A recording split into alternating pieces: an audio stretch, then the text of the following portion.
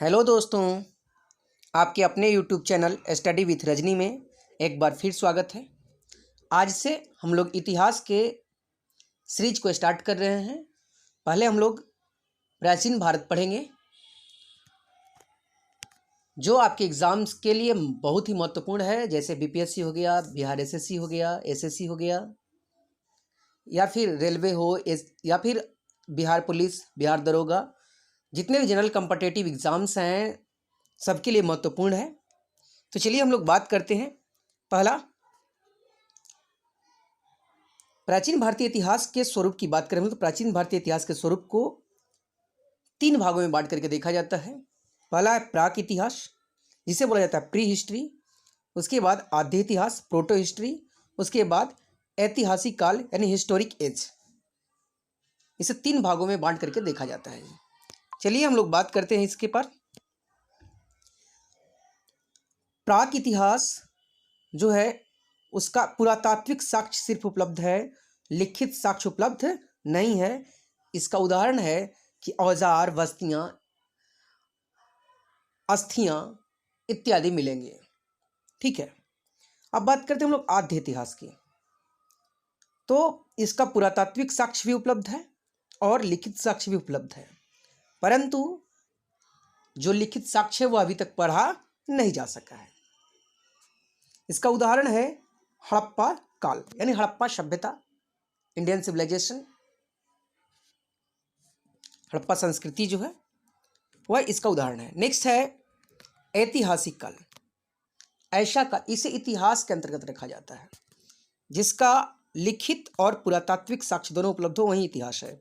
तो ऐतिहासिक काल यह है जिसे पढ़ा भी गया, इसका पुरातात्विक साक्ष्य भी उपलब्ध है और लिखित साक्ष्य भी उपलब्ध है जिसे पढ़ा गया है। जैसे इसका एग्जाम्पल है बौद्ध धर्म, जैन धर्म, महाजनपद काल। तो इस तरह से जो है इतिहास, प्राचीन भारतीय इतिहास को 3 भागों में बांट करके पहले पढ़ा जाएगा। ठीक है, प्रागैतिहासिक काल के बारे में हम लोग बात करेंगे अब प्री हिस्ट्री के। तो यहाँ पे देखिएगा प्री हिस्ट्री जो है, प्रागैतिहासिक काल का सिर्फ पुरातात्विक साक्ष्य उपलब्ध है। अब क्वेश्चन और भी पूछा जाता है कि प्रागैतिहासिक काल किसे कह सकते हैं। तो वैसा काल जिसका हम लोग पुरातात्विक साक्ष्य सिर्फ से पता कर सकते हैं कि यह कुछ था, यहाँ पे कुछ था, उसका लिखित विवरण उपलब्ध नहीं होगा। प्रागैतिहासिक काल, क्वेश्चन ये भी पूछा जाता है कि प्रागैतिहासिक काल की खुदाई कौन करता है, खोज कौन करता है। तो ये जो है भारतीय पुरातत्व विभाग करता है। अब क्वेश्चन पूछा जाएगा कि भारतीय पुरातत्व विभाग की स्थापना कब हुई थी। 1861 ईस्वी में हुई थी। स्थापना किसके शासनकाल में हुई थी। तो लॉर्ड कैनिंग के शासनकाल में हुए थे। लॉर्ड कैनिंग जो है तत्कालीन वायसराय थे। अब किसके द्वारा स्थापना की गई थी। तो अलेक्जेंडर कनिंघम के द्वारा की गई थी। तो भारतीय पुरातत्व विभाग की स्थापना 1861 में लॉर्ड कैनिंग के शासनकाल में अलेक्जेंडर कनिंघम द्वारा की गई थी। तो इसे तोड़ तोड़ करके क्वेश्चन पूछा जा सकता है। नेक्स्ट क्वेश्चन पूछा जाएगा कि भारतीय पुरातत्व विभाग के जनक किसे कहा जाता है। तो अलेक्जेंडर कनिंघम को कहा जाता है। नेक्स्ट है भारतीय पुरातत्व विभाग के प्रथम महानिदेशक कौन थे। ये अलेक्जेंडर कनिंघम थे। नेक्स्ट है, अब है देखिएगा क्वेश्चन आता है, पूछा जाता है बार बार कि प्रागैतिहासिक कालीन खोजों का जनक किसे कहा जाता है, यानी सबसे पहले प्रागैतिहासिक कालीन खोज किसने खोजी थी। तो वो थे रॉबर्ट ब्रूसफ्रूट। अब रॉबर्ट ब्रूसफ्रूट कौन थे। तो ये रॉबर्ट ब्रूसफ्रूट जो है ब्रिटिश पुरातत्वविद और भूगर्भवेत्ता थे। अब क्वेश्चन पूछा जाता है कि पहली खुदाई जो है, पहली खोज जो है रॉबर्ट ब्रूसफ्रूट ने कहाँ से किया था। तो तमिलनाडु के पल्लवरम से किया था। कहीं कहीं पे तमिलनाडु की जगह मद्रास भी लोग देता है कि मद्रास के पल्लवरम से। अब पाषाणकालीन पहली खुदाई कहाँ से हुई थी। तो तमिलनाडु के पल्लवरम से। कब हुई थी। 1863 ईस्वी में हुई थी। किसने के द्वारा हुई थी या किसने की थी। रॉबर्ट ब्रूसफ्रूट ने की थी। और वहाँ से क्या मिला था, या प्रथम पाषाणकालीन उपकरण क्या मिला था। तो हस्त कुल्हाड़ मिला था, यानी हाथ से काटने वाली कुल्हाड़ी, हाथ का प्रयोग, हाथ से कुल्हाड़ी पकड़ करके पत्थर का उससे काटा जाएगा, वो मिला था, हस्त कुल्हाड़ मिला था। अब नेक्स्ट है इंपॉर्टेंट क्वेश्चन, यहाँ पे है क्वेश्चन पूछा जा सकता है कि वर्तमान में जो पुरातत्व विभाग है वह किसके अधीन कार्य करता है, तो यह संस्कृति मंत्रालय के अधीन कार्य करता है। नेक्स्ट है कि सबसे प्राचीन पाषाण उपकरण कहाँ से मिला है, तो ये बोरी से मिला है। बोरी जो है महाराष्ट्र में एक स्थल है जहाँ से लगभग 14 लाख वीसी का पाषाण उपकरण मिला है। अब देखिएगा कि पुरातत्वविद थॉमसन ने कोपेनहेगन संग्रहालय में रखी वस्तुओं के आधार पर प्रागैतिहासिक काल को 3 भागों में बांटा है। क्वेश्चन ऐसे पूछा जा सकता है, प्रागैतिहासिक काल को 3 भागों में किसने बांटा था? थॉमसन ने बांटा था। किसके आधार पर थॉमसन ने प्रागैतिहासिक काल को बांटा था?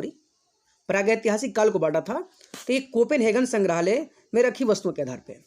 अब क्वेश्चन ये भी पूछा जा सकता है कि कोपेनहेगन संग्रहालय कहाँ स्थित है, तो यह डेनमार्क में स्थित है। ऐसे डेनमार्क की राजधानी ही कोपेनहेगन है। नेक्स्ट है पाषाण युग को 3 भाग में बांटा गया। अब देखिए पाषाण युग था, तो पाषाण युग को भी 3 भागों में बांटा गया, पूरा पाषाण काल, मध्य पाषाण काल और नवपाषाण काल। देखिए इसका टाइम पीरियड मैं नहीं दिया हूँ इसमें कहीं भी, क्योंकि टाइम पीरियड का बहुत बड़ा लफड़ा है इसमें, ठीक है, और टाइम पीरियड कभी पूछा नहीं जाता है, ठीक है। जो इंपॉर्टेंट क्वेश्चन है सिर्फ उसको पूछा जाता है, टाइम पीरियड के पीछे नहीं पड़ेगा इसमें। नेक्स्ट है पूरा पाषाण काल को भी 3 भागों में बांटा गया है। कितने भागों में? 3 भागों में। पूर्व पूरा पाषाण काल, मध्य पूरा पाषाण काल और उत्तर पूरा पाषाण काल। अब देखिए पूरा पाषाण काल संबंधित जो है उसके लक्षण क्या थे मानवों के, कि वो कैसे पता चलेगा कि वो पूरा पाषाण काल से संबंधित है? तो वे आखेटक या शिकारी थे। सिर्फ वे भोजन संग्राहक के रूप में कार्य करते थे, ठीक है। नेक्स्ट है खाद्य संग्राहक के रूप में कार्य करते थे। आखेटक मतलब घूमते रहते थे, शिकार करते थे। पशुपालन का ज्ञान नहीं था, पशु पालते नहीं थे। और यहाँ पे आज नहीं, यहाँ पे आग है, आग का ज्ञान था कि आग है जल जाएंगे, लेकिन उसके उपयोग की जानकारी इन्हें नहीं थी। नेक्स्ट है उस समय के औजार किस तरह के बने होते थे? तो स्फटिक या क्वार्टजाइट पत्थर के बने होते थे, वो सल्क या ब्लेड बने होते थे। अब है इससे संबंधित जो संस्कृतियां हैं पूरा पाषाण कालीन संबंधित, उसके बारे में हम लोग बात करते हैं। तो चापर चैपिंग पेबल संस्कृति यह सोहन नदी घाटी में विकसित हुई। क्वेश्चन पूछा जाता है कि सोहन नदी घाटी कहाँ स्थित है? तो पाकिस्तान में स्थित है। चापर चैपिंग पेबल संस्कृति कहाँ स्थित है? तो सोहन नदी घाटी में स्थित है। नेक्स्ट है हैंड एक्स उपकरण। हैंड एक्स उपकरण कहाँ से मिले हैं? यानी हैंड एक्स संस्कृति भी कहा जाता है इसे, मद्रास को, तमिलनाडु को, ठीक है, हैंड एक्स संस्कृति के नाम से भी इसे जाना जाता है। नेक्स्ट इंपॉर्टेंट क्वेश्चन है कि पूरा पाषाण कालीन दूसरा उपकरण कहाँ से मिला है? तो दूसरा उपकरण जो है अतिरपक्कम से मिला है। किसने खोजा? तो किंग ने खोजा। किंग कौन थे? रॉबर्ट ब्रूसफ्रूट के मित्र थे। अब ध्यान दीजिएगा।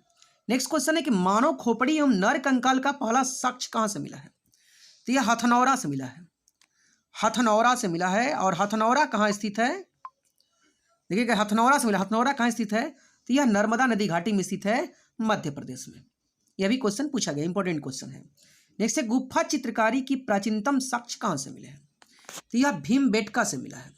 अब क्वेश्चन ये भी पूछा जाता है कि भीमबेटका को, ध्यान दीजिएगा, भीमबेटका को यूनेस्को की विश्व विरासत सूची में शामिल भी कर लिया गया है। तो भीमबेटका कहाँ स्थित है? तो यह मध्य प्रदेश में स्थित है और यह भी नर्मदा नदी घाटी में स्थित है।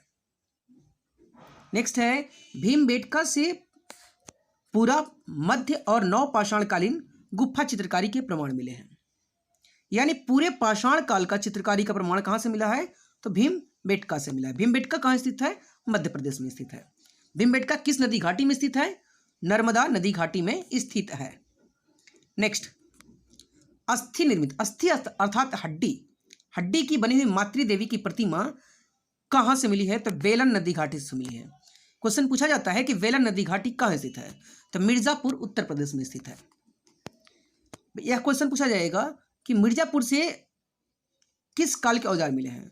तो पूरा मध्य और नवपाषाण काल, तीनों काल के औजार जो है, पत्थरों के औजार मिले हैं पाषाण काल के मिर्जापुर से। तो इस तरह से हम लोगों ने प्रागैतिहासिक काल के फर्स्ट पार्ट को हम लोगों ने क्लियर किया। सेकेंड पार्ट में हम लोग मध्य पाषाण काल और नव पाषाण काल संबंधित स्थलों के बारे में और उनसे रिलेटेड जितने भी क्वेश्चंस पूछे जाते हैं उस पर चर्चा करेंगे, और उसी में ही हम लोग दक्षिण भारत का महापाषाण काल है उसे भी हम लोग देखेंगे। यदि वीडियो अच्छा लगा तो लाइक ज़रूर कीजिएगा। धन्यवाद।